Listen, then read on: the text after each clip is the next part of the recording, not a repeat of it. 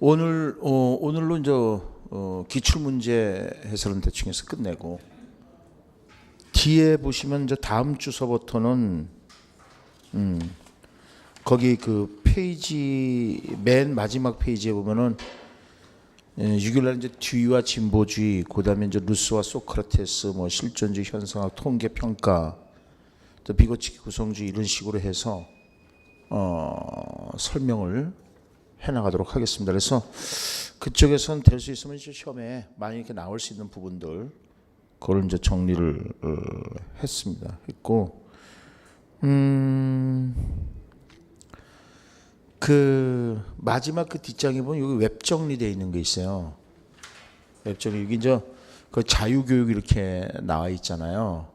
이 책은 이미 시중에서 2년 전에 나와서 시중에서 돌아다니고 있습니다. 그런데 요게 이제 다음 달 수업을 위해서 필요한 거 불필요한 건 빼버리고 이제 필요한 거를 이제 넣는데 지금 이 말씀을 드리는 이유는 결국 이제 제가 새로 쓰고 있는 책은 그 기출 문제 분석을 철저히 했어요. 객관식 기출 문제를.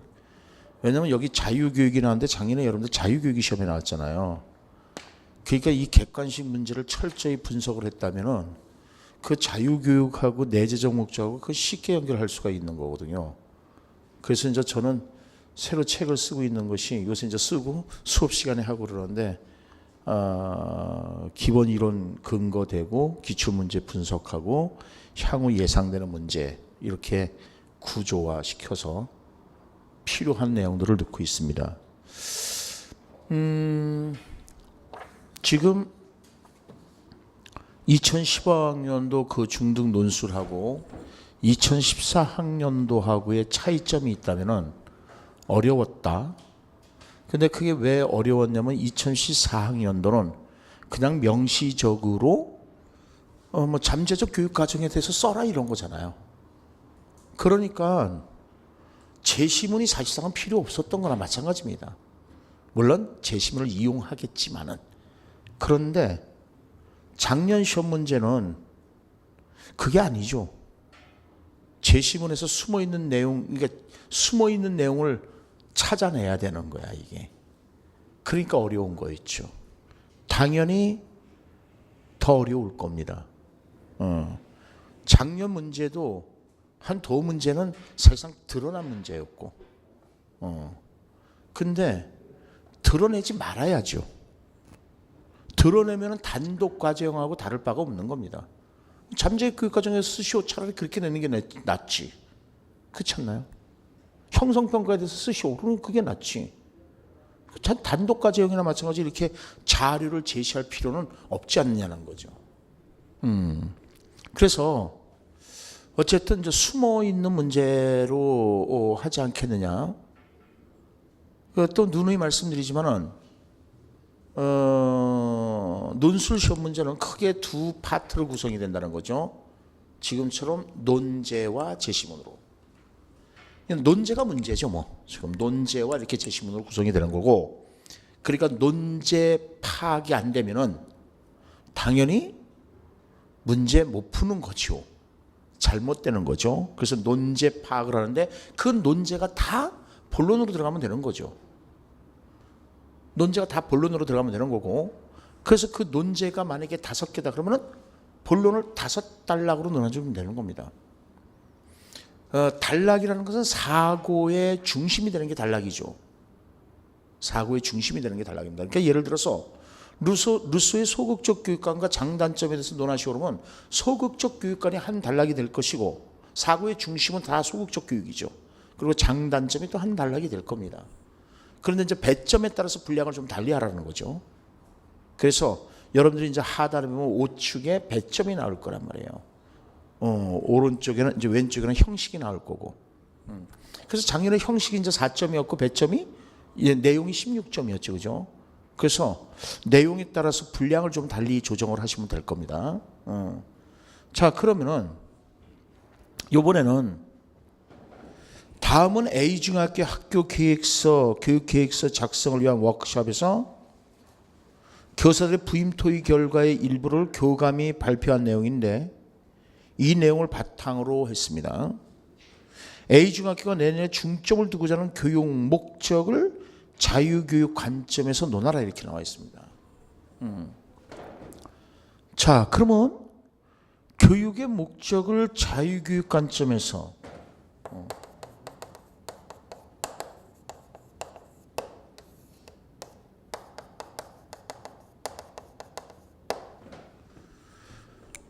과연 올해도 이게 시험에 나올 것이냐? 당연히 내재적 목적 이건 안 나올 겁니다. 그런데 달리 나올 수는 있다는 거죠. 지금 요 자유교육을 하는 이유가 어떤 이유 때문에 그런 것입니까? 인성교육이죠.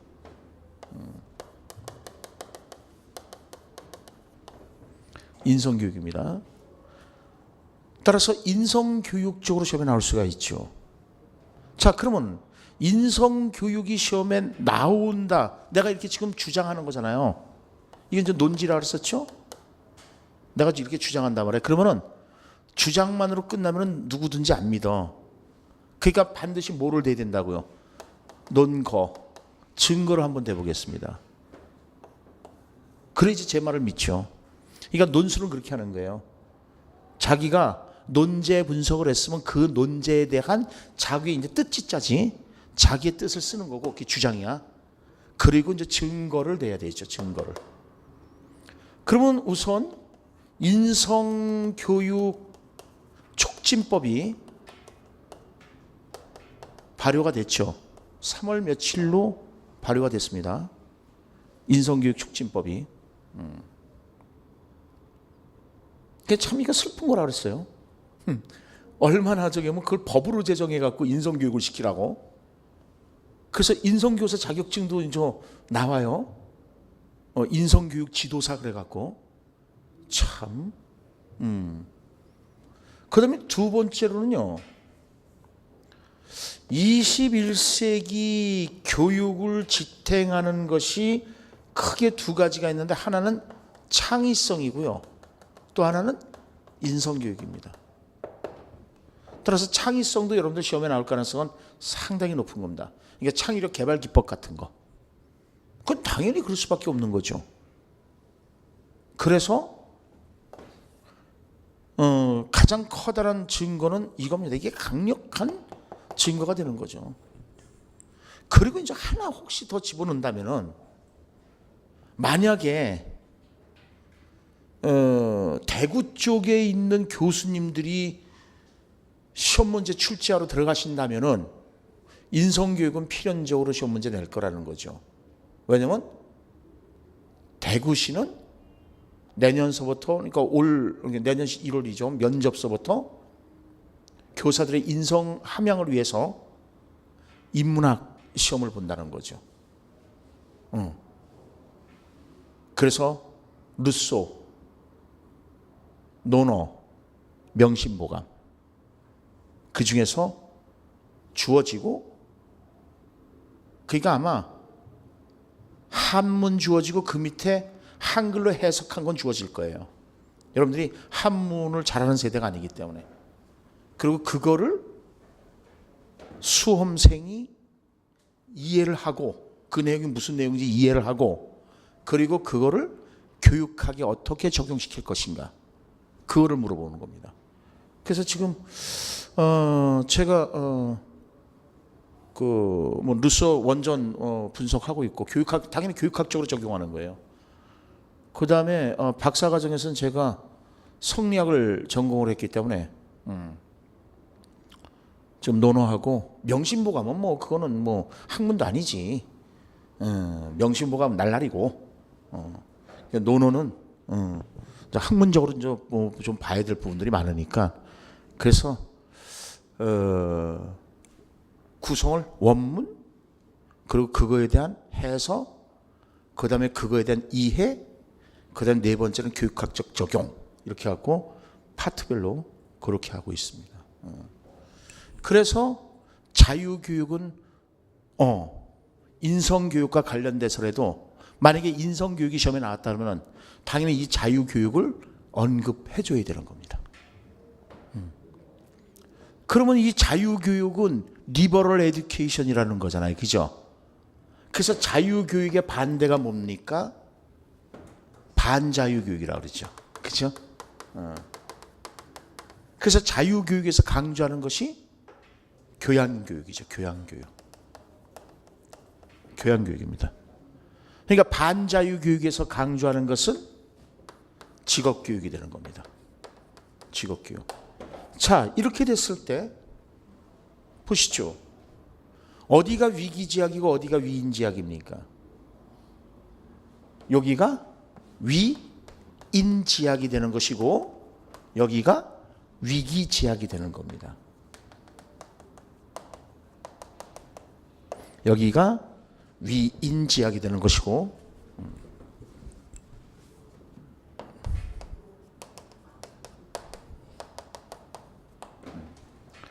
자, 그렇다면 우리가 허친스로 돌아가겠습니다. 이게 평생교육에서도 얘기가 나오는 거예요.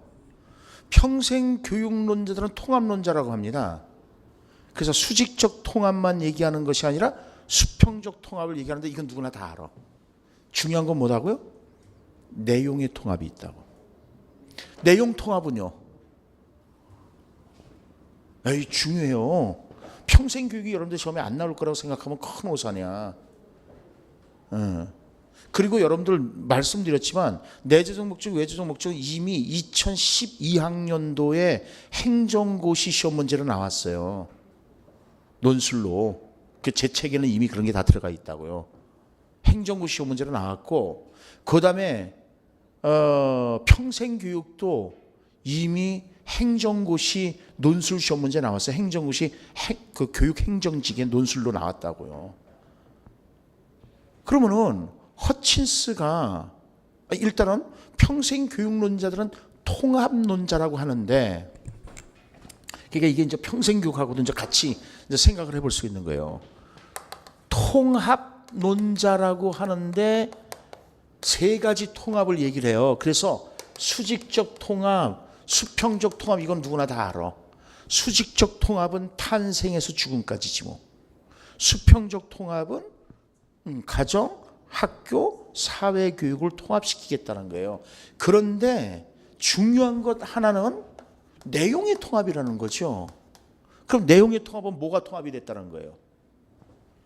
이거와 이게 통합됐다는 겁니다. 평생교육에서 지향하는 바는 이거와 이거를 통합시키려고 그래요. 평생교육에서는 직업교육과 교양교육을 즉 자유교양교육이라고 그러는데 이걸 통합시키려고 합니다. 허친스는 learning to be하고 learning to have를 강조하는데 어디가 learning to be일까요? 여기가 learning to be입니다. 여기가 learning to have야. 그런 거 있냐고요? 있어요.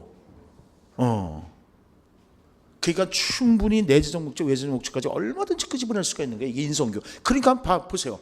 평생교육론자들 중에서 학습사회를 주장한 사람들이 허친스가 제일 유명하잖아요. 그러면 이 사람들이 강조하는 것은 learning to have를 절대 강조하지 않습니다. learning to have는 교육 투자론이야.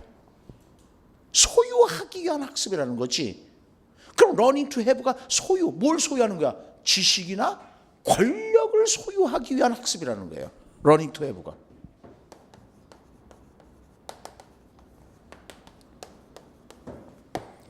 그러니까는 오늘날로 얘기하면 위인지약에 해당되는 겁니다. 위인지약이라는 것은요, 본래 그 이목이야, 이목지약이야. 그러니까는 타인의 이 귀와 눈에 보이도록 하기 위해서 공부하는 거니까 남을 위해서 공부한다는 얘기가 거기서 나오는 거야.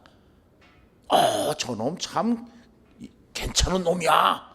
공부 많이 해서 돈도 잘 벌고. 그러니까 남에게 내보이기 위한 공부라는 것이요. 그걸 위인지약이라고 하는 것이다. 그러니까는 허친스로 얘기하면 learning to have가 될 수밖에 없는 거야. 지식이나 권력을 위한 공부가 되는 거야. 그런데 자유교양교육은 러닝 투 비야. 그래서 합리적인 마음 개발이라는 말이 거기서 나온 거야. 합리적인 이성 개발, 합리적인 마음 개발. 그게 나오는 거야. 그러니까 이론적 지식을 강조하는 거야. 그래서 이제 피터스 얘기가 나오고 막 그러는 겁니다.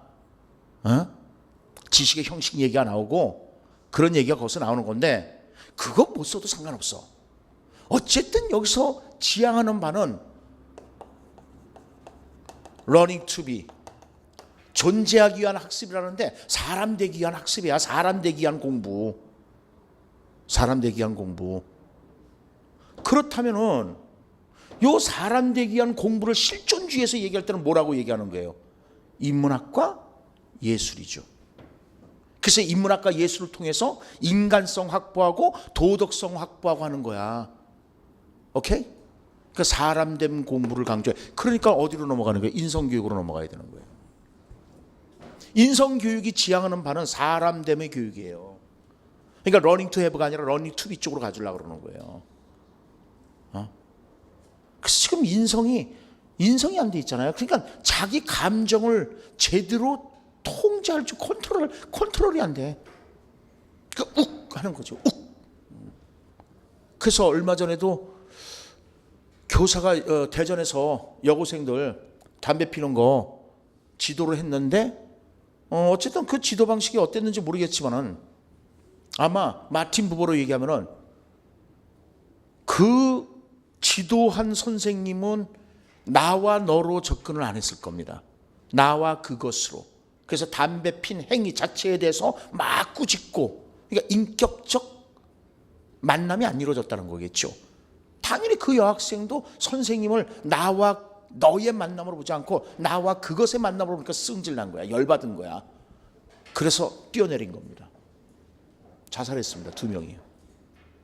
그러니까 자기 감정 통제가 안 돼. 그래서 인격 교육이 필요한 거예요. 인격 교육이. 인성 교육이 이퀄 인격 교육입니다. 사람에도 격이 있어요. 품에도 격이 있거든요. 그게 품격이거든. 합해서 인품이야. 인품. 그럼 인품은 어떻게 결정되는 것이냐? 머릿속에 들어가 있는 지식의 양으로 인품이 결정되는 것이 아니라는 거죠. 지혜로움으로 인품이 결정되는 거야. 그 지혜롭게 해주는 것이 뭐냐? 그게 바로 문학, 역사, 철학이라는 거죠.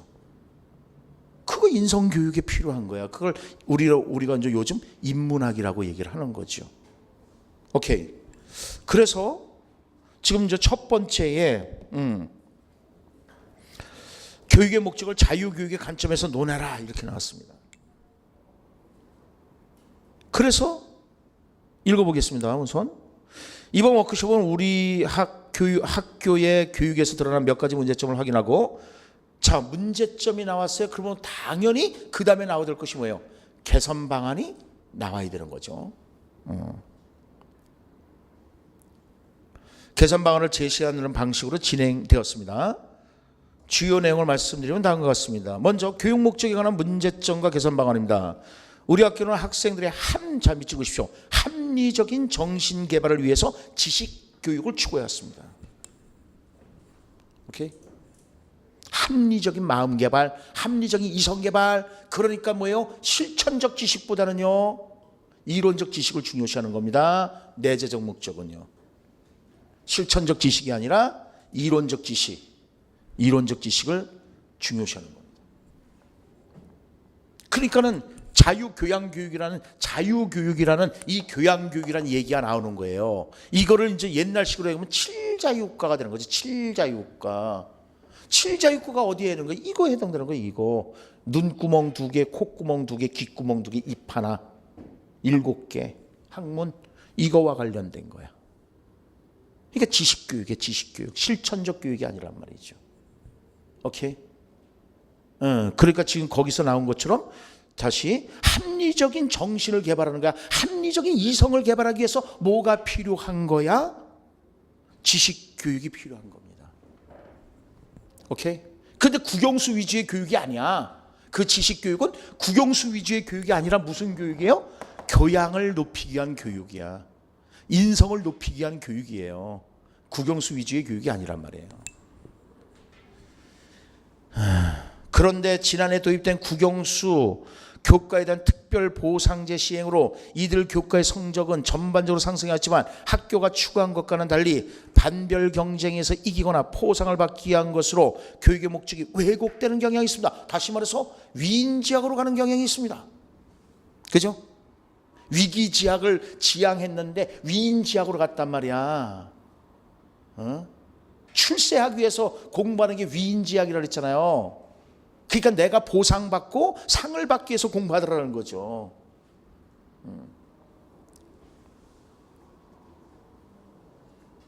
이러한 교육 목적의 왜곡으로 인하여 교사는 주로 문제풀이식 수업이나 주입식 수업을 하게 되었고 학생들은 여러 교과에 스며있는 다양한 사고방식을 내면하지 못하는 결과가 초래되었습니다. 이러한 문제점을 보완하기 위해서 내년은 교육 개념에 충실한 지식교육.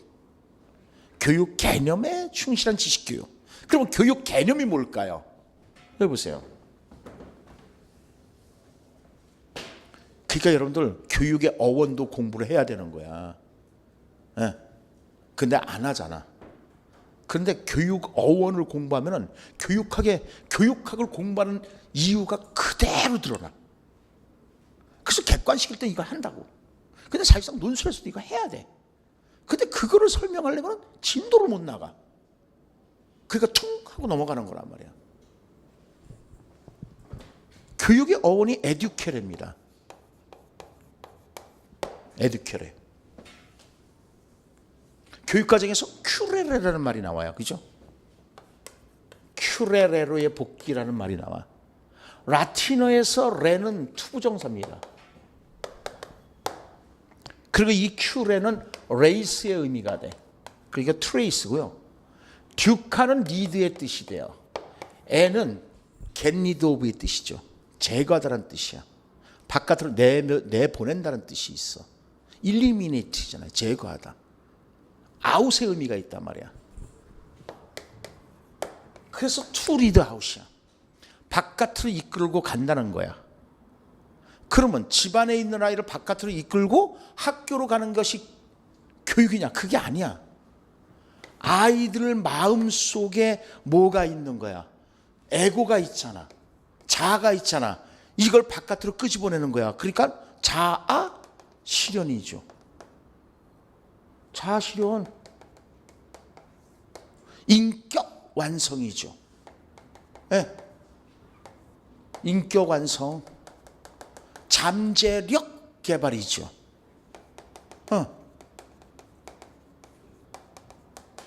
이게 전부 지향하는 바가 뭐예요? 내재적 목적에서 지향하는 거잖아요. 그래서 내재적 목적을 다른 말로 뭐라는 게 교육의 본질적 목적을 한다. 본질적 목적이야. 수단적 목적이 아니라 본질적이라고 한다. 본질적.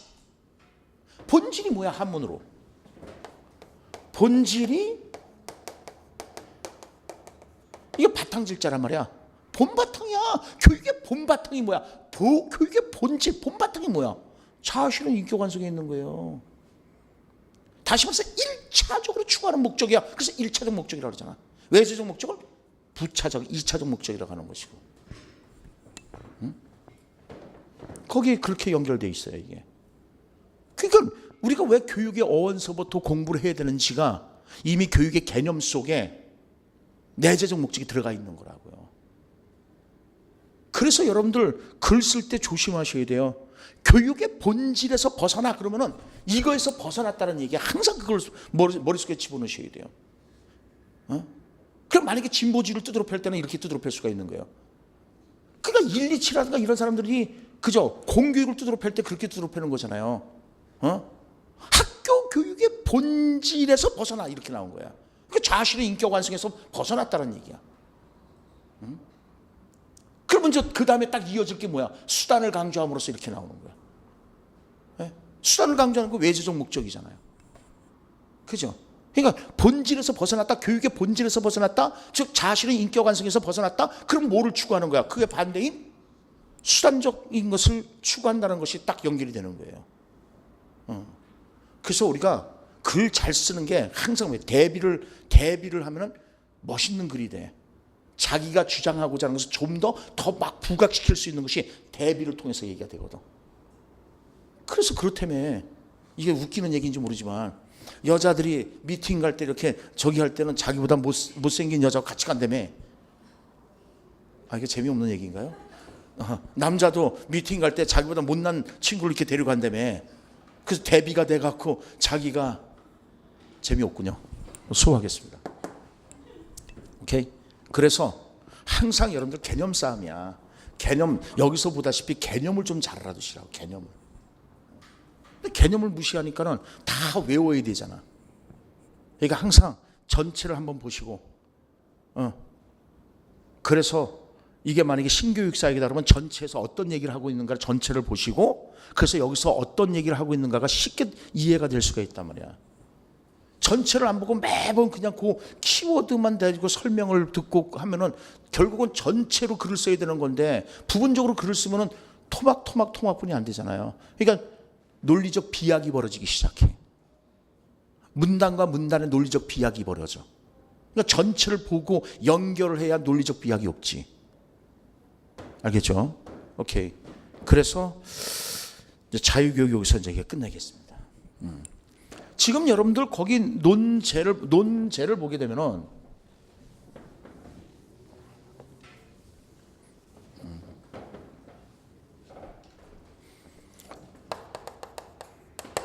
논제 분석을 하게 되면은 교육 목적을 자유 관점에서 논하라 했습니다. 그죠? 자유교육 관점에서 논하고,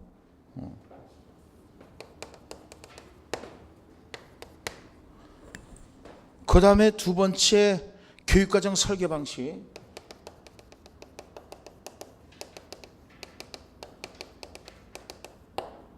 교육과정 설계 방식. 세 번째 학습 동기 향상을 위한 과제 제시 방향.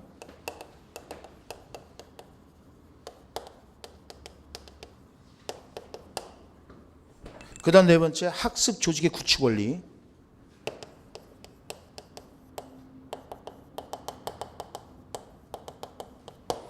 그래서 각각 세 가지씩이죠.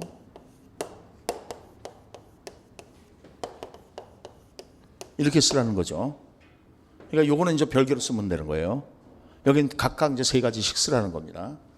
그러니까 다시 한번 얘기하자면 이렇게 논제 분석이 돼서 이 논제 분석에서 나오는 게 이제 논지가 될 것이고, 그러니까 만약에 문제점이면 문제점이 되겠지. 그 문제점의 해결책이 이제 자기 논지가 될 것이고, 논거는 어디에 있다? 반드시 본문에 있다. 본문에 논거를 되는 건데, 본문에 논거를 예로 나와 있잖아. 그럼 그 예를 딱 집어넣고 교육학식으로 일반화시키면 되는 거야.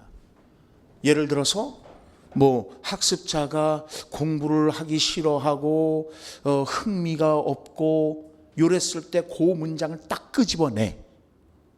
거기서 이제 논거를 찾는 거니까 그 문장을 딱 끄집어내서 그걸 교육학적으로 일반화시키라는 거죠. 그러니까는 학습 동기 유발이 촉진되지 않음으로써 이런 식으로 학업 성취도가 떨어진다, 이런 식으로. 오케이? 우리 교육학 논술을 하는 거니까 교육학적 지식이 없으면 안 되는 거죠. 오케이. 자, 그러면 다음으로 교육과정 설계 방식 및 수업 전략에 관한 문제점과 개선 방안이라는 거죠. 교육과정 설계 방식 측면에서 종전의 방식은 평가 계획보다는 수업 계획 중심으로 이루어졌다는 거예요. 그러니까 이제 종전의 방식은 요렇고, 그죠? 그래서 먼저 나온 것이 평가 계획보다는 수업 계획을 중심으로 이루어졌다는 거죠. 수업 계획, 평가 계획보다는 수업 계획 중심으로 이루어졌다.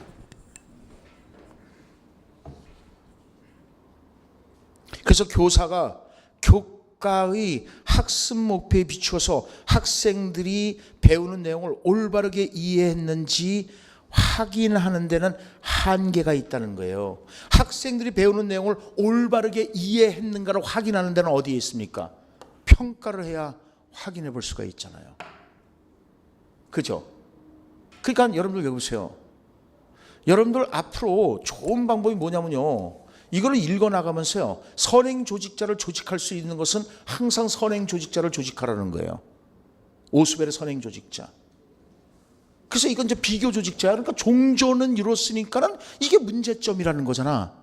그래서 그에 대한 방식이 나와야 되는 거니까는 거꾸로 얘기가 나와야 될 거야, 이게 아마. 그죠? 어떻게 나와야 되겠어요? 수업 계획보다는 평가 계획을 먼저 세워야 되는 얘기가 나올 거라는 거죠. 이해 가나요? 그러면 글쓰기도 참 좋아. 그러니까 반드시 선행 조직자를 조직하십시오. 자, 여러분들 보세요. 여러분들 시험 문제가 이렇게 나올 수도 있고요, 아니면 대화체로 나올 수가 있어. 대화체로 나왔을 때 뭐 김교사, 박교사, 이교사 나왔다. 그럼 반드시요, 간단해. 쫙 해놓고요, 박교사, 김교사, 이교사 써놓으세요. 응? 그리고 그걸 전부 쓰라는 얘기 아니라 이 문장을 전부 여기다 쓰면은 어느 천년에? 그러면 여러분들, 제가 그래서 항상 이게 개요 작성이 약 10분에서 15분 정도 개요 작성 시간 주고 개요만 작성 잘해놓으면요, 글의 방향이 흔들리질 않아. 근데 개요 작성을 안 하니까는 서론, 본론, 결론 이렇게 써야 되는데, 개요 작성을 안 하니까는 서론, 본론, 결론 이렇게 나와. 이상한 사람이 됐지. 서론은 이런데 본론은 거꾸로 가는 거야. 여기는 서론대로 본론 이렇게 결론 나가는데 여기는 이렇게 빠지잖아. 글의 방향성이 없어져. 그 분량 조절에도 실패를 해. 그냥 쓰다 보니까 쓸 게 많아. 그러니까 서론이 엄청나게 길어져. 그러면은 그것도 감점입니다. 많이 하는 것도 문제야. 그걸 적절하게 조절해야 되지. 많이 아는 것 같은데 읽어보면 한 말 또 하고 한 말 또 하고 있어. 토톨로지, 동어반복이야. 그거 다 쓸데없는 거야. 진짜 비논리적일 때 동어반복이야. 한 말 또 하고 한 말 또 하고 그래. 내가 너를 사랑하는 거야. 다시 말해서 너를 사랑하지 않는다는 말이 아니야. 다시 말해서 너를 좋아한다는 거야. 이거 다 같은 말이잖아. 그러니까 동어 반복은요, 새로운 지식을 주지를 못해요. 예를 들어서 처녀는 시집가지 않은 여자이다, 이 문장은 쓸 필요가 없는 거야. 당연하잖아. 처녀라는 주어 안에 시집가지 않은 여자가 포함이 돼 있어. 그러니까 처녀 이퀄 시집가지 않은 여자야. 근데 처녀는 시집가지 않은 여자들하고 뭐라고 쓰냐고요. 새로운 정보를 안 주는 거야, 그거는. 그러니까 처녀는 참이슬이다 이렇게 쓰면 새로운 정보를 주는 거잖아. 동어반복이 아니지. 왜 참이슬이지? 그러면 그거에 대한 참이슬이라는 이야기라는 서포팅 센턴스가 들어가는 거야. 여자가 참이슬이라는 이유를 써주는 거란 말이야. 그래야지 새로운 정보가 들어오는 거지. 처녀는 시집가지 않은 여자이다, 이거는 한 말 또 하는 거라고. 그런 걸 동어반복이라고 그러는 거거든. 그런 거를 철저하게 가릴 줄 알아야 돼. 그러니까 자꾸만 글쓰기 훈련이 그래서 필요한 겁니다. 자, 그래서 여기서 이제 그 유명한 게 우리가 이제 맥타이하고 위긴타이, 그죠? 에서 나오는 백워드 교육 과정이라는 거죠. 후진 설계라는 거죠. 위긴스하고 맥타이에. 그게 이제 4페이지에 있는 거죠. 4페이지.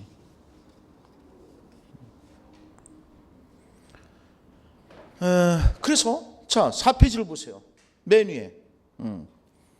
문제점, 종전의 방식은 평가계획보다도 수업계획 중심으로 설계되어서 교사가 교과의 학습 목표에 비추어 학생들이 배우는 내용을 올바르게 이해했는지를 확인한다 한계가 있다. 따라서 교사는 계획한 진도를 나가기에 급급한 나머지 학생들의 학습 결손을 예방하지 못했다, 이거잖아요.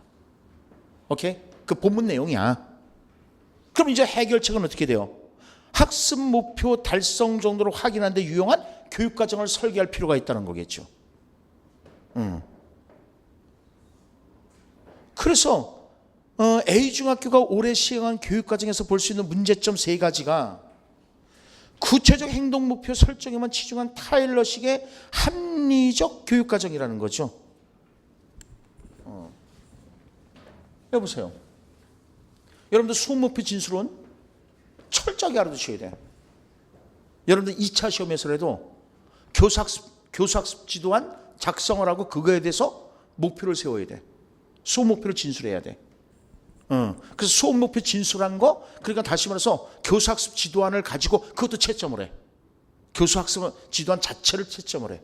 그리고 그걸 가지고 수업하는 거를 하는 거죠. 그 수업 목표 진술을 잘못하면요, 그거 큰일 나는 겁니다. 자, 우선 우리가 수업 목표 진술, 그러니까 이거는 여러분들 교과 교육학에서라도 전공에서도 시험 문제 낼 수 있어요. 간단해. 그냥 교수학습 지도안 일부 푹 찢어서 딱 붙여놓고 다음 주 수업 목표 진술 방식을 바르게 잡아라 하고 2점짜리로 나오든지, 아니면은 뭐 메이거 방식으로 고쳐라 하고 뭐 1점짜리로 나오든지 어느 형식으로도 나온다는 얘기예요. 우선 우리가 이렇게 봤을 때 맨 밑에가 목표입니다. 그리고 그 위에가 목적입니다. 그리고 맨 꼭대기가 이념이죠. 그러니까 표적이야. 표적이라고 표가 있어야 적 맞추는 거야. 그렇죠? 표가 없는데 적 어떻게 맞추나? 그래서 목표가 하위 개념이고 목적이 사실상 상위 개념이야. 이념은 더 상위 개념이지. 근데 우리가 이 목표와 목적을 구분을 안 하고 써서 문제가 되는 거지. 그러니까 위로 올라갈수록 추상적이고 밑으로 내려올수록 구체적이라고요. 위로 올라갈수록 사변적이라면은 밑으로 내려올수록 실천적이라고요. 위로 올라갈수록 형이 상학적이라면 밑으로 내려올수록 형이 하학적이라고요. 따라서 수업 목표 진술은 어떻게 해야 되는 거예요? 자세하고 구체적으로 진술해야 되는 거야. 자세하고 구체적으로. 추상적으로 진술하면 안 돼. 추상적으로 진술하게 되면요, 수업을 못해. 평가도 못해. 따라서 학부모나 교육 행정가로부터 불만을 받아. 예를 들어서 오늘 수업 목표가 홍익인간을 달성할 수 있다고 해봐. 그럼 뭘 가르칠 거야? 그리고 어떻게 시험 볼 거야? 어떻게 평가할 거야? 그러니까 애가 집에 갔는데 너 오늘 뭐 배웠냐? 홍익인간 달성. 그 달성됐니? 몰라. 그러니까 아까도 얘기했지만 학부모나 행정가로부터 질타를 받게 돼 있어. 불만을 받게 돼 있어. 그러니까 수업 목표 진술은 자세하게 구체적으로. 그래서 이제 나오는 것이 이제 타일러가 나오는 거죠. 타일러는요, 내용 플러스 도착점 행동, 그죠? 블룸은요, 여기 내용 플러스 도착점 행동, 즉 이원 분리표에서 어디에 관심을 가져요? 여기에 관심을 가져요. 그러니까 여러분들 전공에서 이 블룸 잘 알아두셔야 돼요. 블룸은 인지적 영역, 정의적 영역, 심동적 영역으로 나누잖아요. 국영수를 제외한 나머지 전공들. 네. 블룸을 잘 알아두셔야 된다고요. 그래서 수업 목표 진술 딱 한 거고 인지적 영역에 어디에 해당되느냐 이거를 쓸 수도 있단 말이에요. 수학과에서 작년 재작년인가 그 스캐폴딩이 2점짜리 툭 나온 것처럼, 스캐폴딩 쓰는 거 나오는 것처럼 그게 나올 수가 있단 말이에요. 나와죠. 스캐폴딩 나오죠. 대단히 중요하죠. 이제 스캐폴딩 나왔으면 이제 GPD 준비해야지 뭐. 뻔하죠 뭐. 시험에 나올 게. 그래서 여러분들 학교에 가서 여러분들이 내년에 학교 가서 시험 보잖아요. 그럼 이원 분리표를 작성하게 돼 있어요. 이원 분리표 뜩 작성해 갖고요. 내용, 행동 이렇게 하고요. 지시, 이해, 적용까지만 딱 해. 대부분 여기까지만 하더라고. 근데 그럴 수밖에 없을 거야.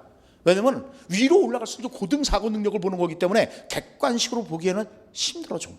근데 대부분 여러분들 이제 중고등학교에서 뭐야? 객관식이잖아요. 그래서 예를 들어서 1번 내용 뭐가 나왔다 이거야. 이건 지식에 관한 것이다. 이렇게 표시해 주는 거야. 2번 내용은 뭐에 관한 거다. 그것도 지식에 관한 것이다. 3번 내용은 뭔데? 이거는 뭐 적용에 관한 것이다. 4번 내용은 뭔데? 이것은 뭐 이해에 관한 것이다. 이런 식으로 이원 분리표를 작성해. 1, 2 이원 분리표. 그래서 블룸은 인지적 영역 중에 이게 하나야. 그러니까 여러분들 외우시고 이것이 인지적 영역 중에서 지식을 물어보는 거냐, 이해를 물어보는 거냐, 적용을 물어보는 거냐, 분석을 물어보는 거냐, 종합을 물어보는 거냐, 평가를 물어보는 거냐, 그걸 쓸 줄 알아야 된다는 거야. 최소한 1점짜리죠. 전공으로 나오면. 다시 말해서 수업 목표 진술을 딱 하고 난 다음에 요 동사를 보고 인지적 영역 중에 어디에 해당되느냐 하고 시험 문제 나올 수 있다는 거예요. 전공에서. 당연히 우리는 어떻게 나오냐면요. 수업 목표 진술을 논술에서 수업 목표 진술을 해줘요. 논술에서. 그리고 김 교사가 수업의 문제점을 4가지나 5가지를 얘기해 놓고 그 문제점을 바로 잡는 거죠. 그러니까 좌측에 문제점을 제시하는 거고 우측에다 그거에 대한 해결 방안을 쓰는 거야.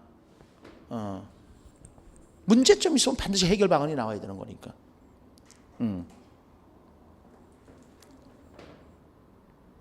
예를 들어서 포유류, 그러니까는 이제 제가 지금 문제를 내고 있는데 이제 오수배를 당연히 이제 시험 문제 같이 연결해서 내는 거예요. 그래서 뭐 오늘 포유류에 대해서 오늘 우리가 이제 공부할 학습 목표는 포유류에 대해서 알아보기다. 그리고 딱 이제 그 수업 목표 카드를 딱 보여줘. 그러니까 그걸 거기다 다 쓰는 거지. 그랬을 때 그냥 서로 넘어가는 거지 뭐. 그리고 이제 논제에서 제시가 되는 거죠. 김 교사의 수업 행동에 있어서 잘못된 점. 그 다음에 김 교사가 시행하고자 하는 교수 방법. 그래서 이제 선행 조직자 이런 얘기가 나오고 그러면 오수벨이겠죠 뭐. 그러니까 이 문장 이 제시문의 자체에서 문장 하나 가지고 4개, 5개를 문제를 얼마든지 지금처럼 뺄 수가 있다는 거지. 그러니까 통합적으로 공부하지 않으면 문제를 풀기가 힘들다는 거죠. 그러니까 일단은 영역별로 타닥한 다음에 그걸 묶을 줄 알아야 된다는 거죠. 묶을 줄 알아요. 그래서 이제 예를 들어서 내용에서 2차 방정식을 풀 수 있다 이렇게 되는 거겠죠. 풀 수 있다. 그러니까는 타일러는 사실상은 결과에 초점을 맞추는 겁니다. 따라서 총괄 평가의 유형하게 사용할 수가 있는데 이거 말고 이제 메이거는요. 메이거는 상황이나 조건이죠. 그리고 수락 기준 준 거겠죠. 그리고 도착점 행동. 그러니까 여러분들 이거 가지고도 여러분들 형성평가 같이 연결해서 형성평가를 낼 수가 있는 거예요. 여러분들 작년에 형성평가가 나왔으니까 올해 안 나올 것이다. 정말 누가 그래요? 안 나올 수도 있지 물론. 나왔으니까. 근데 자연스럽게 도입되는 거라면요. 형성평가를 하는데 형성평가를 하는 주된 요일이 뭐냐? 그렇게 해갖고 뒤집어서 시험 문제 나올 수도 있는 거고. 그래서 메이거는 형성평가를 중요시합니다. 그럼 작년에 형성평가가 났으니까 그러면 형성평가와 관련될 수 있는 평가가 뭐가 어떤 평가 방식이 있어요? 절대평가가 있다고요. 그럼 작년에 형성평가가 났으니까 절대평가를 낼 수가 있단 말이에요. 절대평가는 형성평가를 하는 거잖아요. 절대평가를 다른 말로 뭐라 그러는데요? 절대평가를 다른 말로 뭐라는 거예요? 준거지향평가라고 그러잖아요. 준거지향평가. 그러니까 작년, 재작년 형성평가 나왔으니까 올해 형성평가 안 나오면 이거 절대평가는 나온다는 거예요. 당연히. 그러니까 그냥 공부하시지 말란 말이에요. 이렇게 했을 때 여기서 어떤 게 같이, 그래서 이제 제가 그 새로 쓰고 요새 우리 수강 선생님들하고 같이 하는 게 바로 그거라고요. 관련된 이론. 그래서 거기서 잠재적 교육까지 나오고 모두 나오고 자꾸 빼는 이유가 거기 있는 거라고요. 여기서도 얼마든지 나올 수가 있는 것이다. 그러니까 준거평가는 이거야. 그래, 이 정도는 맞춰줘야 내가 수락하겠다는 거야. 받아들이겠다는 거야. 다시 말해서 50개의 2차 방정식을 주었을 때, 아니면 준다면, 이게 수락, 이것이 상황이나 조건이거든. 45개를 이게 이제 수락 기준이야. 풀 수 있다, 이렇게. 만약에 체육과에서 시험이 나온다면 어떻게 나오겠어요? 100m 달리기를 할 때, 100m 달리기를 할 때 수락 기준을 한번 써보세요. 100m 달리기를 할 때 13초? 우사인 볼트? 아니 뭐죠? 13초면 너무 빨리 뛰는 거 아닌가? 13초 뛰어요? 뭐야 이 분위기. 100m 달리기 몇 초에 뛰십니까? 25초? 지금 몰라요. 그래요. 너무 인색한데 그럼 다 떨어지는데. 왜냐면 형성평가는요 넉넉하게 줘야 돼. 그러니까 60점 맞은 놈이나 100점 맞은 놈이나 60점 이상만 남으면은 다 발달한 거로 보는 거야. 이게 발달적 교육과냐.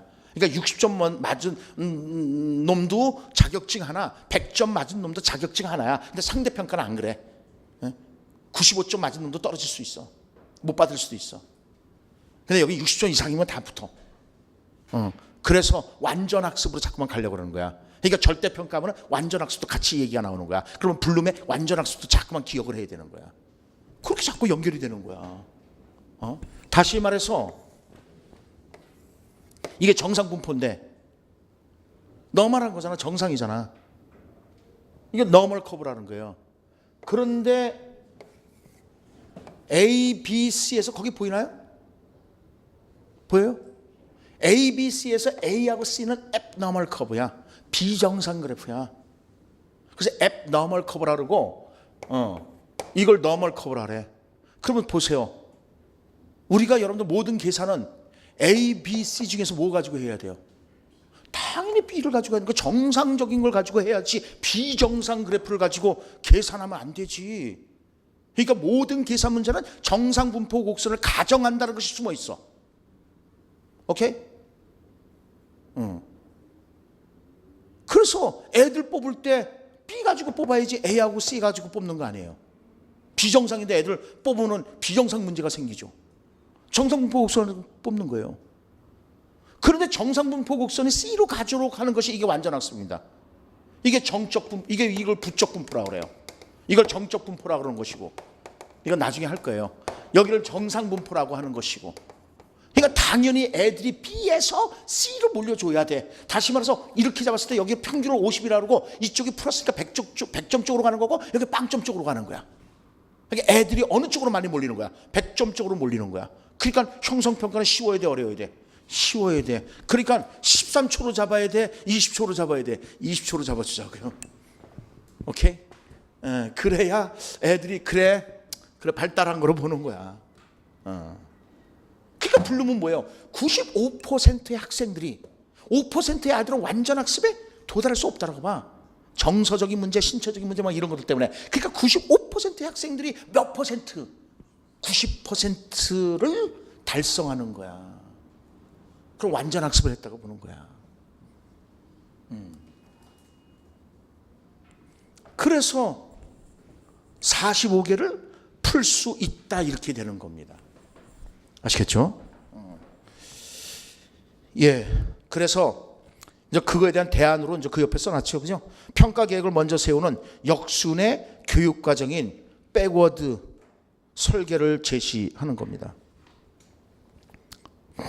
백워드 설계는 수업 목표 설정 후에 목표 도달 여부를 확인할 수 있는 평가 계획을 하고 마지막으로 학습 경험을 선정하면 되는 거예요. 그런데 파일런은요, 먼저 목표를 선정하고 나서 학습 경험을, 그죠? 목표를 세우고 학습 경험을 선정하고, 그리고 학습 경험을 조직하고 최종적으로 평가한단 말이에요. 최종적으로.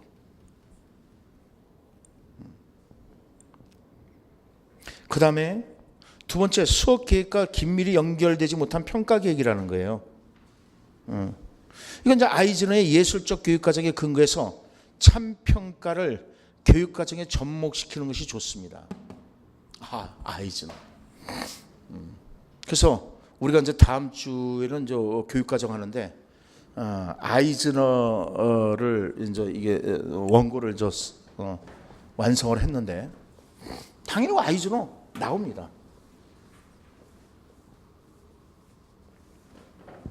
근데 아이즈너가 여기서 끝날 것이냐는 거예요. 아이즈너를 생각하면은요,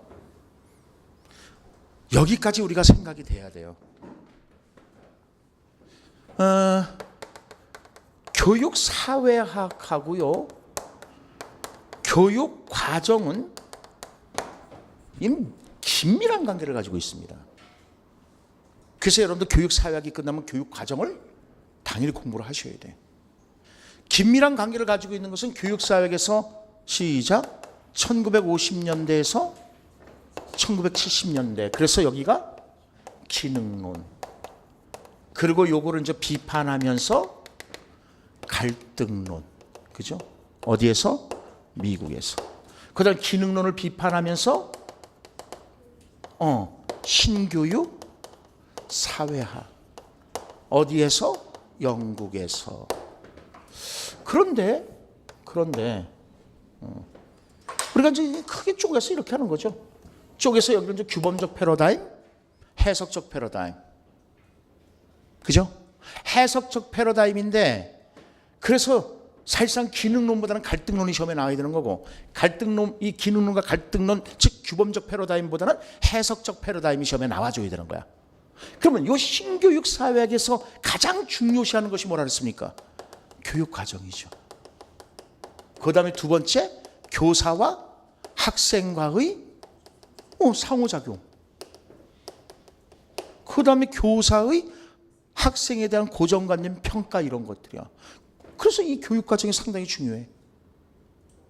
자, 그러면 이걸 교육 과정하고 연결했을 때, 교육 과정과 연결했을 때, 이제 교육 과정도 뭐 전체 흐름을 이렇게 말씀을 드리겠지만, 일단 여기가 이제 신교육 사회학이 나왔단 말이에요. 그러면 교육 과정에서 1950년대, 1960년대, 1970년대란 말이에요. 1970년대는 뭐라 그런다 그랬어요? 재개념주의. 재개념주의. 그래서 이 재개념주의에는 신교육 사회학의 영향을 받아. 그래서 재개념주의의 인물을 크게 셋으로 나누는데, 애플 있죠, 애플, 사과. 이 사람이 신교육 사회학자잖아요. 구조적 재개념주의야. 그리고 여기 실존주의의 영향을 받아, 그죠? 실존주의 영향을 받아서 실존주의자 누구? 파이나. 실존적 재개념주의야. 이 사람이 얘기하는 것이 뭐예요? 유명한 것이 큐레레로의 복귀야. 여기 문화적 헤게모니고. 그리고 여태까지 교육 과정에 대해서 다시 개념화해보자는 게 재개념인데, 그 중에서 유명한 사람이 누구냐? 아이즈너입니다. 그래서 아이즈너가 여기 나오는 겁니다. 그러니까 1970년대가 상당히 중요해. 그래서 이 1970년대를 딱 쪼개서 이 앞에까지를 갖다가 개발 패러다임이라고 한다면, 여기는요 이해 패러다임이 돼. 그러면 이해를 중요시하는 게 뭐냐? 해석하기라 그랬죠. 그러니까 1970년대 신교육 사회학을 갖다가 뭐라고 그런다고요? 해석적 패러다임이라는 것이 같이 연결되는 거예요. 그러니까 쓸 게 많아지지. 신교육 사회학만 알면 쓸 게 없어.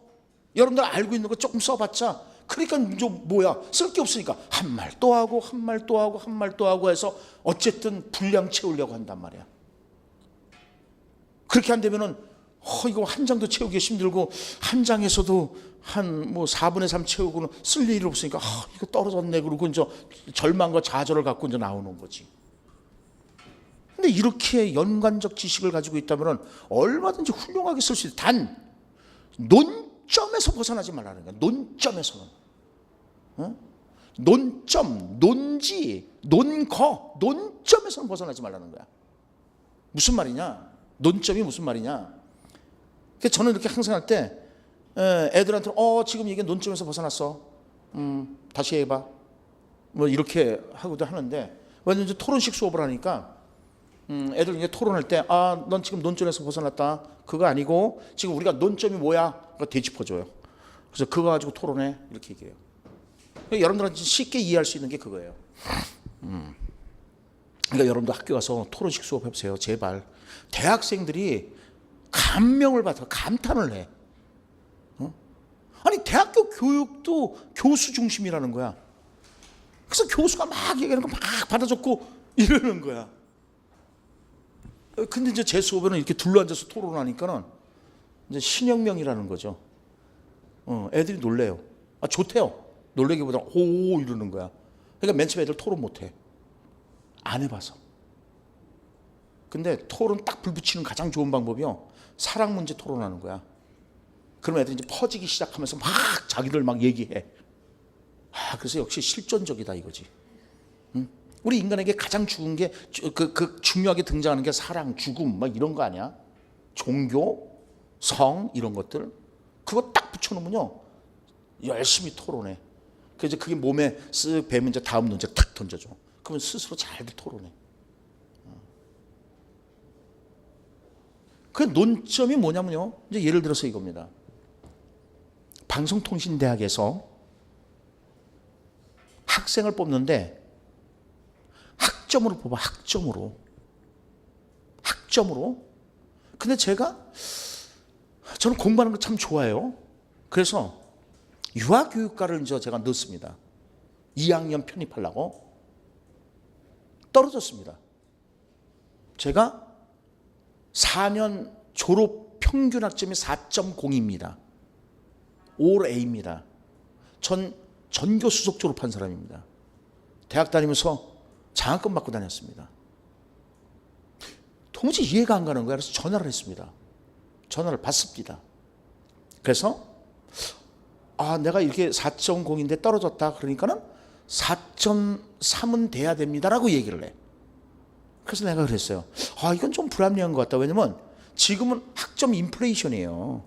저도 애들 학점 좋게 주는데 뭐 절대평가도 많고. 근데 이번에 이제 싸그리 이제 상대평가로 바뀌었는데 작년에 이제 문제들이 생겨서.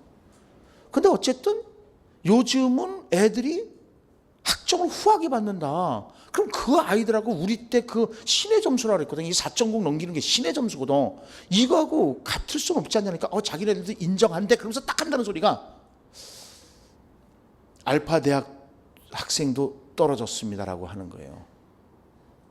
그래서 그러니까는 알파 대학도 떨어졌대요. 그래서 나는 베타 대학인데 그러면은 알파 대학보다 못한 겁니까 제가? 자, 당신은 논점에서 지금 벗어난 얘기를 하고 있습니다. 우리가 말하고자 하는 게 지금 뭐죠? 그러니까 몰라.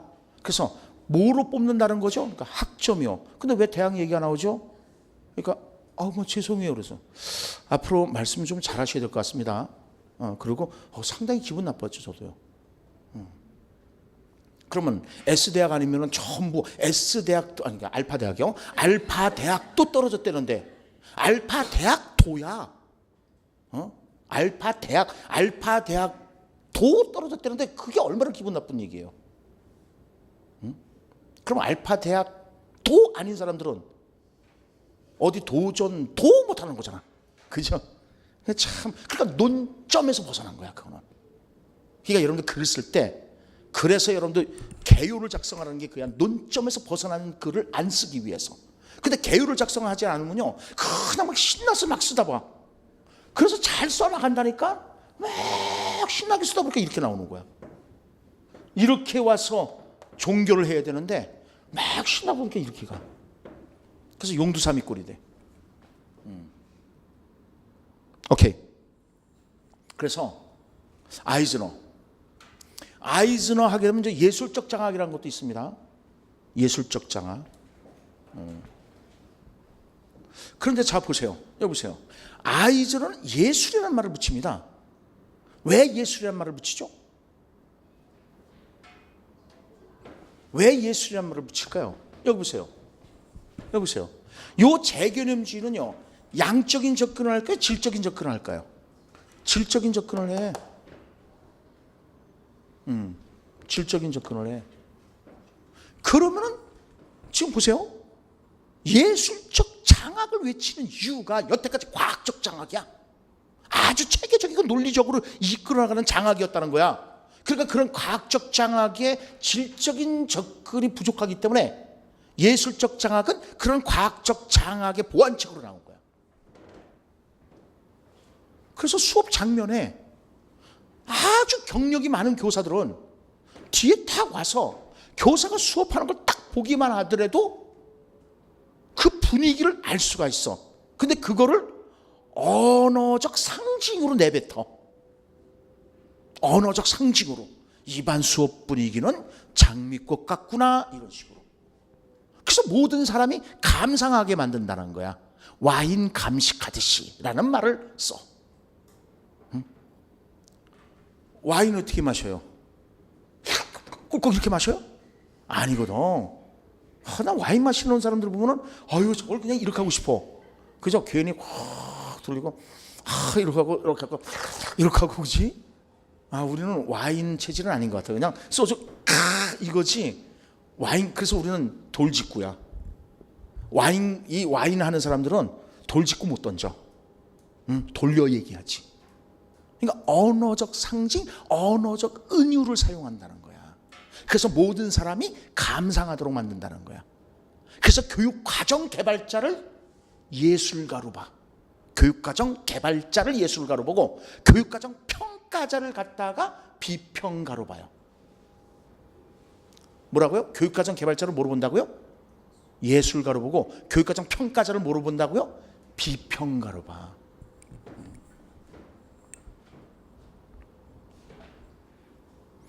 그래서 이 사람이 목표를 얘기를 할 때 세 가지를 해요.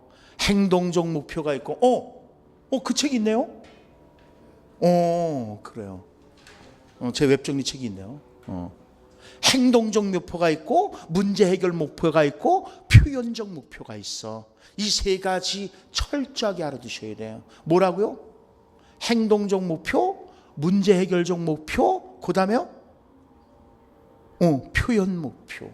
표현 목표가 영교육과정과 관련돼. 문제 해결 목표가 잠재적 교육과정과 관련돼. 행동적 목표가 타일러식이야.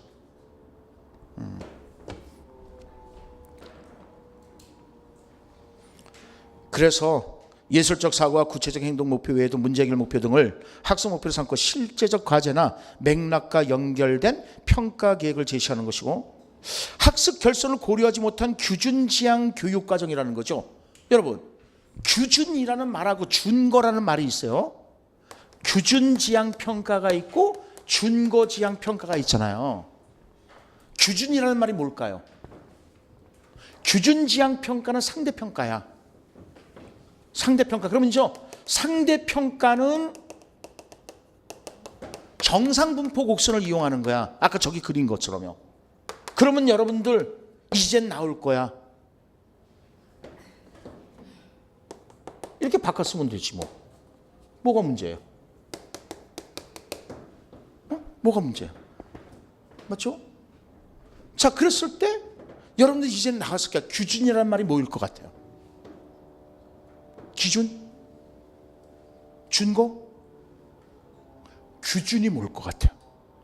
저거를 보시면 알 건데.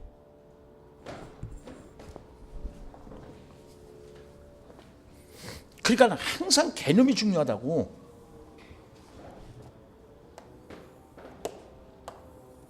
그러니까 스테나인 점수도 잘 알아둬야 돼요. 왜냐면 수능을 스테나인 점수로 보내요. 그래서 표준 점수하고 100분위가 나와. 그래서 어떤 사람이 나한테 우리 아이 대학 좀 보내주세요. 그래서 수능 성적표 좀 보내라 그러니까는 수능 성적표를 딱 찍어서 보냈는데 딱 한다는 소리가 우리 아이가 국사가 2%다 이거야. 100분위가 2%니까 얘는 다른 과목을 못한다. 국사를 잘하는 것 같다. 그래서 얘를 그 역사과나 이런 데로 좀 보내줬으면 좋겠습니다 그러더라고요. 2%? 오우, 야. 그리고 딱 보니까 100분이 2%야. 그러면 100명 중에 밑에서 두 번째라는 거야. 100분위는. 그러니까 글을 못 읽으면 학부모님도 무식한 거지 뭐. 애들이 얼마든지 엄마 아빠 갖고 놀 수 있어. 갖고 노는 거지. 봐, 그래도 난 국사를 잘했단 말이야. 그러고 막 이렇게. 그래서 100분위로 대학을 보낼 것이냐, 등급 컷으로 대학을 보낼 것이냐, 그걸 결정해야 돼, 여러분들이. 그거는 스테나인 점수를 가지고 할 수 있어. 왜냐면 상위 4% 아이나 상위 1% 아이나 똑같이 스테나인 점수는 9점이고 우리 등급은 1등급이야. 그러나 100분위는 달라져. 상위 4% 아이의 100분위는 96%가 되지만 상위 2%의 아이의 100분위는 98%가 돼. 그러면은 98%면 여기 있는 거고 96%면 여기 있는 아이야. 그러니까 똑같이 여기까지 1등급이지만은 98% 있는 아이하고 96% 있는 아이가 있다면은 당연히 얘는 똑같이 1등급이지만은 얘는 등급으로 보내면 안 돼. 얘는 등급으로 보내는 게 유리하고 얘는 100분위로 뽑는 데를 보내야 돼. 그런 걸 결정할 수 있는 것이 스테이나인 점수가 100분이야. 당연히 여러분들 뭐 고등학교로 발령받거나 이랬을 때 이런 걸 읽을 줄 알지. 당연히 읽겠지만, 그죠? 지금 시험을 공부하기 위해서 공부를 하다 보니까 이게 이제 짜증나는 거지. 그런데 여기서 정상분포 곡선을 갖다가 M이라고 그러고 여기 가장 가운데가 평균이라는 거잖아. 그리고 M 플러스 마이너스 1 시그마라고 한단 말이야. 본래 시그마 대문자는 이렇게 되는 것이고 소문자는 이렇게 쓰는 거거든. 그러면 요 시그마를 갖다가 뭐라는 거예요? 표준 편차라는 거잖아. 표준 편차.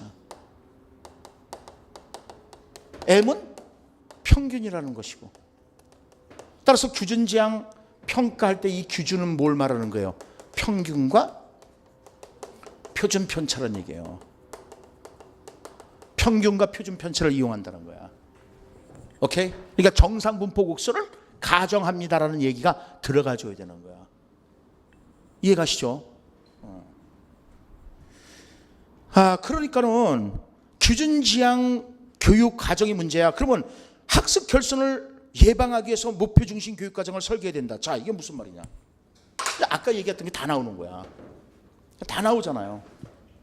그러니까 이렇게 전부 연결되는 거란 말이에요.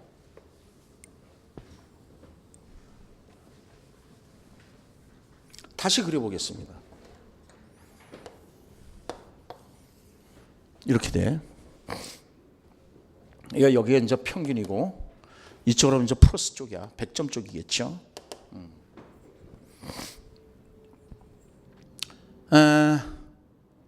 절대평가를 다른 말로 목표지향평가라래. 목표지향평가, 준거지향평가, 목표지향평가라는 거야. 목표지향평가. 자, 그래서 여보세요. 절대평가는요, 목표지향평가잖아요. 따라서 타당도하고 신뢰도, 거기까지 가는 거야. 여러분들 타당도, 신뢰도 싫지. 그런데 여러분들 전공시험 문제 나와. 전공시험 문제 나온다고. 국영수 제외하고. 아니야, 영어과도 좀 나올 것 같은데, 그죠? 캐멀 커브 나오던데, 영어과. 쌍봉형. 캐멀 커브. 캐멀이 낙타잖아. 그래서 캐멀 커브로 해서 쌍봉형 곡선이 나오던데.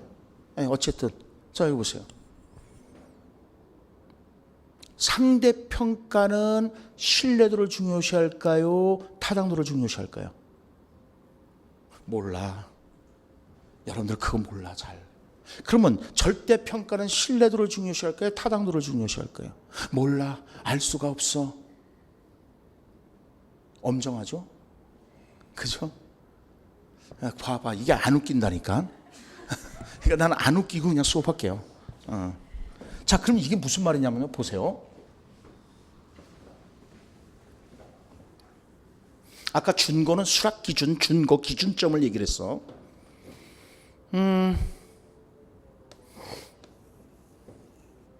요건 이제 사회과하고 체육과의 전공 시험 문제로 나온 거를 여러분들한테 이제 그려서, 그리고 또 저도 설명할 때 우리가 설명할 때 이거 가지고 설명을 해요. 근데 이제 그렇게 시험에 나온 거지. 그 해에. 그래서 시험들 잘 본 거죠.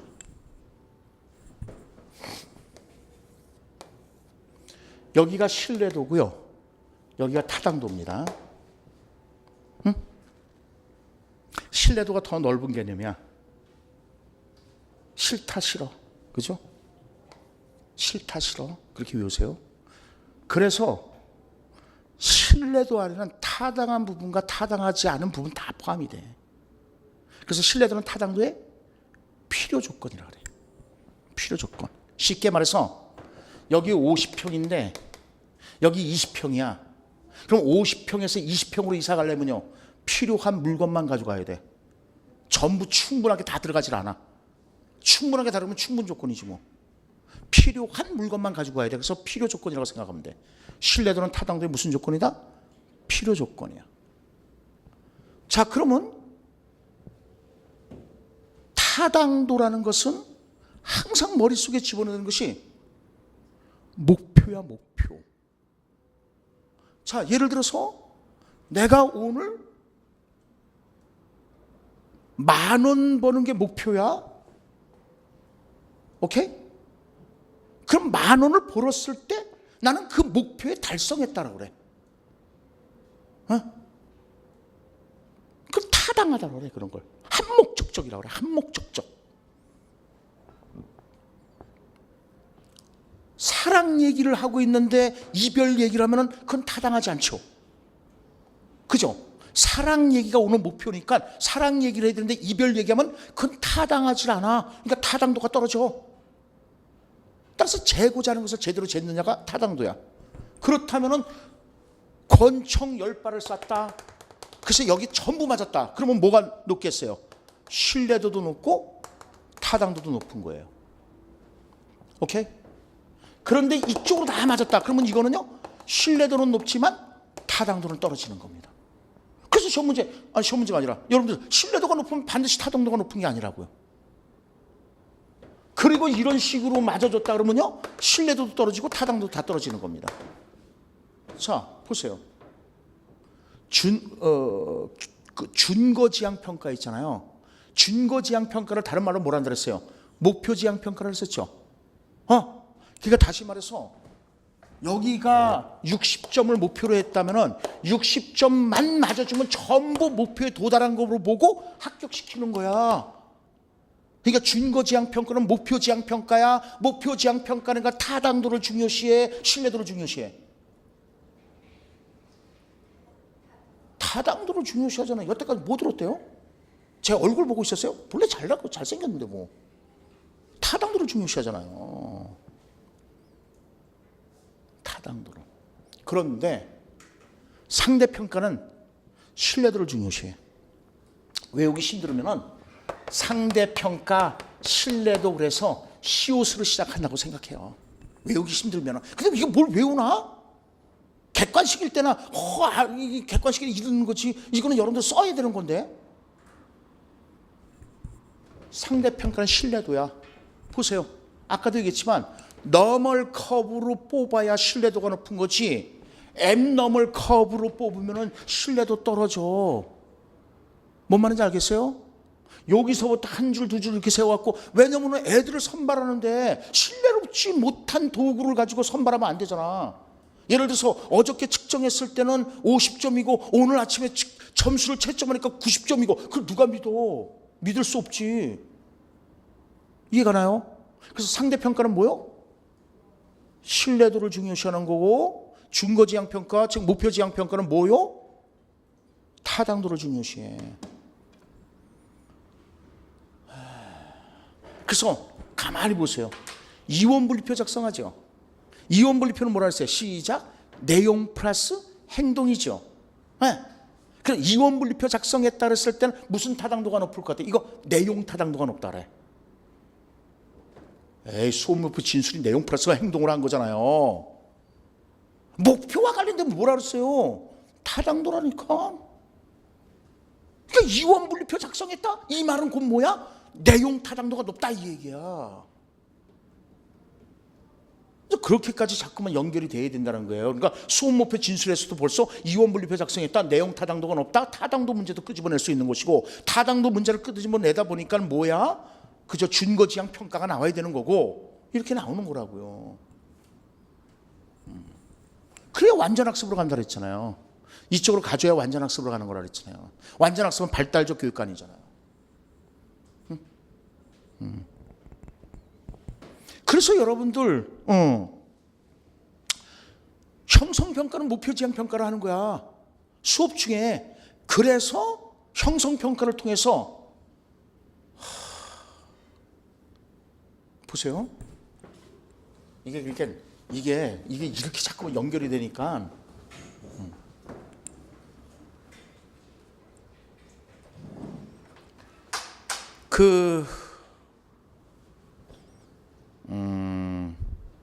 문항 곤란도가 있어요. 난이도가 높다, 쉽다, 어렵다. 쉽다. 그래서 이게 복수정답 처리가 됐어. 왜냐면 봐봐요. 난이도가 우리말로 뭐예요? 난이도가 어려울 난자, 쉬울 이자 이렇게 되잖아요. 그래서 difficulty와 easiness, 아이템이라고 그래요. 난이도가 높다 말이 안 돼.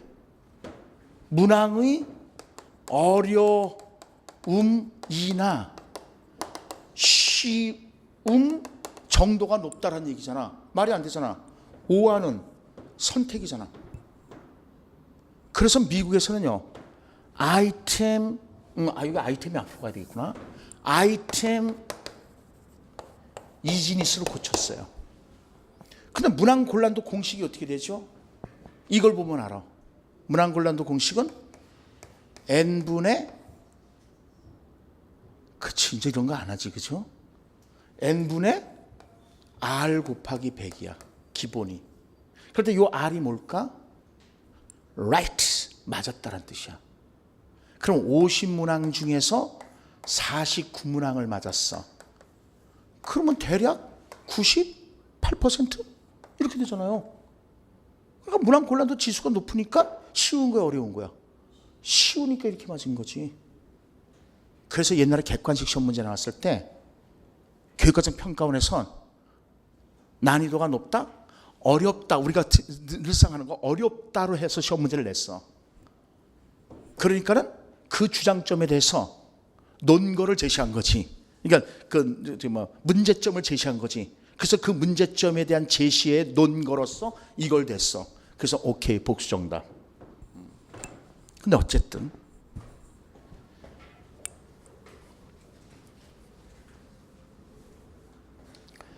이 문항 곤란도는 절대평가하고 상대평가에서 P가 100%로 가거나 빵 %로 가는 것은 상대평가에서는 잘못된 겁니다. 왜? 전부 쉬워서 100점 맞거나 빵점 맞는 거잖아. 오케이? 따라서 어디가 딱 좋다? 50%가 딱 좋다래. 그러니까 반은 쉽고 반은 어려우는 거야. 이럴 때 변별이 잘 된다 그래. 변별도가 가장 높다 그래. DI. 공부 잘하는 못하는 변별을 잘할 수 있다는 거야. 근데 절대 평가에서는요, P가 100%로 갔다 이거야. 쉬워서 전부 100점 맞았다는 얘기잖아. 이걸 뭐라고 표현하냐면 목표,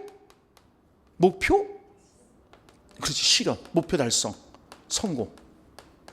근데 P가 빵 % 쪽으로 오면요, 목표 달성 실패. 왜? 절대평가를 다른 말로 목표 지향 평가니까. 그러니까 목표 달성 실패야, 이거. 그러면 어떻게 해야 된다는 거야? 오류를 확인해서 교사 학습 방법을 개선하는 자료로 써야 된다는 거야. 에? 교수 학습 방법을 개선하는 자료로 써야 돼. 목표 달성 실패했으니까. 여러분 보세요. 형성평가 왜 하는 거죠? 형성평가는 목적이, 가장 큰 목적이 힌트 줬잖아. 이거 절대평가는 형성평가를 한다 그랬잖아. 형성평가는 절대평가를 한다 그랬잖아. 형성평가의 목적은 그럼요, 교수학습 방법 개선이야. 뭘 원해? 여기 했는데 교사학습 방법 개선이야. 그러니까 시험 문제 쉽게 내야 돼. 그렇죠? 그래서 오류 확인하는 거야. 개인 오류냐 집단 오류냐 오류 확인해서 교사의 문제점이 있을 때 교사학습 방법 개선해야 되는 거야. 개인 오류는 교사 문제가 아니야. 집단 오류, 즉 전체 학생 80명 중에서 100명 중에서 80명 정도가 목표에 도달하지 못했다. 그러면 이건 교사 문제점이야. 근데 80명은 목표에 도달했는데 20명만 목표에 도달 못했다. 그러면 그건 학생 문제야. 그건 개인 오류라고 그래. 근데 집단적으로 그냥 80명 정도가 못했다. 그러면 그건 집단 오류라 해서 교사 문제야. 그 교사의 교사학습 방법을 개선하는 자료로 사용한다. 이런 얘기를 하는 거야.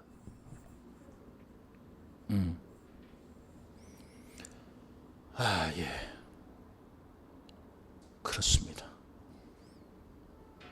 그러니까 저는 여러분들한테로 지향하는 바가 그거예요. 이제는 흩어진 지식을 모을 줄 알아라. 봐요. 줄줄이 해서 얼마든지 글을 쓸 수 있는데 여러분들 여태까지 뚝뚝 떨어진 지식이니까 이게 이어지질 않으니까 몇 줄 쓰고 전부 헛소리 한다니까. 왜? 한계가 드러나는 거야. 쓸 줄을 못 쓰는 거지. 한두 줄 쓰고 더 이상 쓸 게 없으니까. 그러니까는 아까도 얘기한 것처럼 글을 늘리기 위해서 그냥 쓸데없는 말 계속 하는 거야. 전혀 상관없는 말들 나올 수도 있고.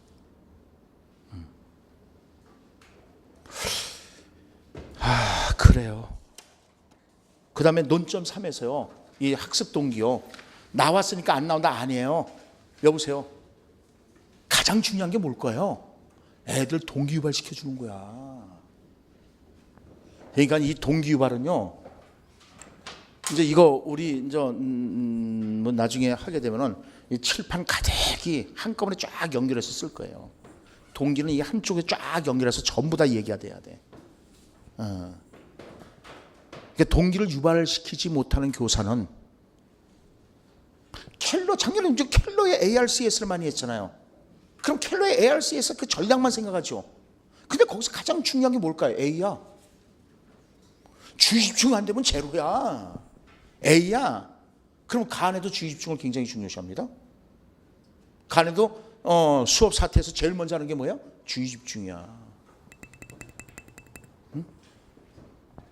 그러니까 주의 집중을 하지 못하는 교사는 학생들이 동기 유발을 시킬 수가 없어. 그래서 이 동기 유발 같은 경우, 그다음에 학문 중심 교육 과정에서도 여러분들 내적 동기 유발을 강조합니다. 학문 중심 교육 과정에서도요. 그래서 여기서 이제 지연된 보상이 이루어져. 그러니까 여러분들 학문 중심 교육 과정은 교육 과정대로 시험에 나올 수 있고, 그다음에 심리학에서 그 내적 동기 유발 그리고 강화 이런 것까지 같이 연결해서 시험 문제 나올 수가 있는 거예요. 거긴 지연된 보상이 이루어지지 즉각적인 보상을 하지 않아. 사실상은 강화는 즉각적으로 해주는 게 좋아. 목표 행동을 했을 때.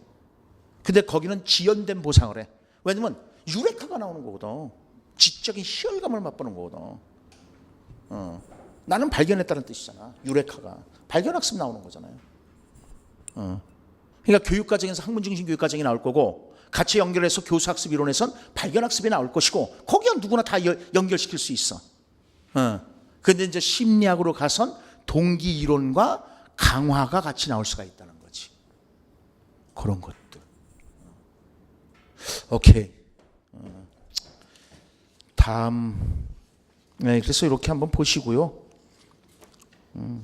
거기는 제가 적중이라는 거는 작년에 이제 모의고사 문제 몇 년도 몇 월 며칠, 그러니까 작년에 모의고사 문제라든가 그 문제 풀이반에서 했던 것들 그거 해놓은 겁니다. 이거 뭐 객관적으로 뭐 뻥치려고 하는 게 아니라. 그래서 저는 항상 적중 비교표를 이렇게 냅니다. 그래서 모의고사 문제라든가 문제풀이, 그리고 우리가 한 교재, 그거 딱 두 가지만 가지고 적중을 합니다. 그래서 작년에도 뭐 다 된 거고, 뭐 다른 선생님들도 다 하셨지만 올해도 당연히 그렇게 할 겁니다. 적중을 다 시킬 겁니다. 그러니까 시험에 나올 거. 그러니까 저는 교육과정평가원 선생님들하고 목요일마다 한 번씩 만나요. 제가 그 서울 시내 모 대학의 교육대학원, 물론 그 양력을 보시면 아시겠지만 그 교육대학원에서 교육론을 강의를 합니다.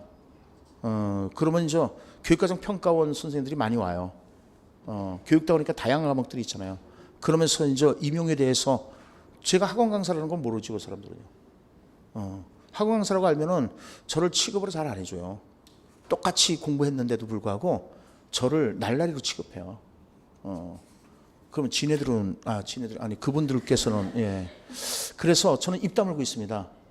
그리고 그 사람들 이야기하는 데서 살살 이제 그 낚시를 던지죠. 그래서 피싱 한다는 게 그거야. 낚인다는 게 그래서 쫙 한마디 던지면 저쪽에서 말들이 많아. 저 사람들 말을 많이 하는 사람들이야. 턱 던지면 툭 나와. 그냥 약간의 자극만 주면은 그냥 아무런 생각 없이 파블로프가 거기서 생각나. 그냥 단지 자극만 주면 돼. 그러면 아무런 생각 없이 반응이 그냥 나와. 그러면서 저는 그거를 머릿속에 입력합니다. 그래서 올해도 할 거고, 다음 주서부터는 영역별로 하겠습니다. 그래서 많은 그 논제가 나가지는 않을 겁니다. 왜냐면 이게 우리가 대략 90분 동안 하는 건데 90분 동안 떠들면 충분히 될 수 있는 그 주제를 가지고 하도록 하겠습니다. 그래서 다음 주서부터는 기본적으로 알아야 될 키워드를 전체적으로, 저는 항상 수업 방식이 전체적으로 설명하고 다시 세부사항으로 들어가거든요. 그러니까 먼저 전체 딱 말씀드리고 세부사항 하도록 하겠습니다. 자, 수고들 하셨습니다. 다음 주에 뵙겠습니다.